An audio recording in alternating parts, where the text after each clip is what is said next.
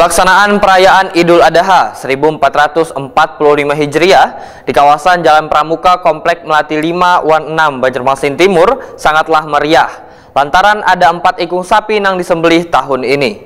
Warga di kedua komplek ini pun saling bahu-membahu menguliti hingga memotong-motong daging kurban, bahkan kelompok ibu-ibunya turut pula menyiapkan santapan untuk makan siang. Pelaksanaan perayaan Idul Adha 1445 Hijriah di kawasan Jalan Pramuka Komplek Melati 5 Wan 6 Banjarmasin Timur sangatlah meriah lantaran ada 3 ikung sapi yang disembelih tahun ini. Warga di kedua komplek ini pun saling bahu-membahu menguliti hingga memotong daging kurban, bahkan kelompok ibu-ibunya turut pula menyiapkan santapan untuk makan siang.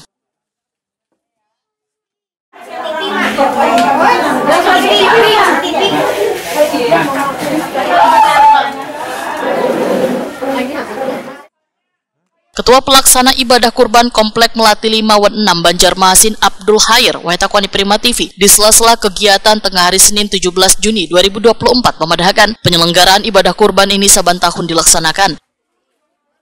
Hewan kurban ini, ujar Abdul Khair, hasil dari warga di kedua komplek yang nantinya akan dibagikan kada hanya dengan warga di sekitar, namun dibagikan pula pada mereka yang berhak menerimanya.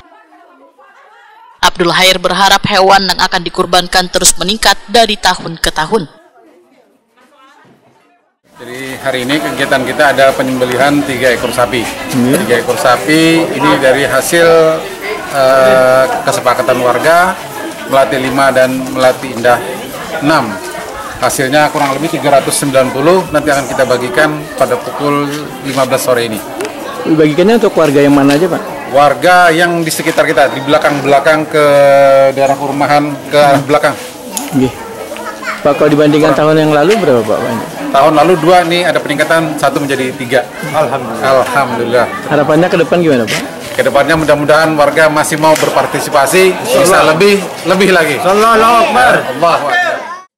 Abdul Khair berharap di tahun mendatang hewan kurban yang akan disembelih akan bertambah jumlahnya.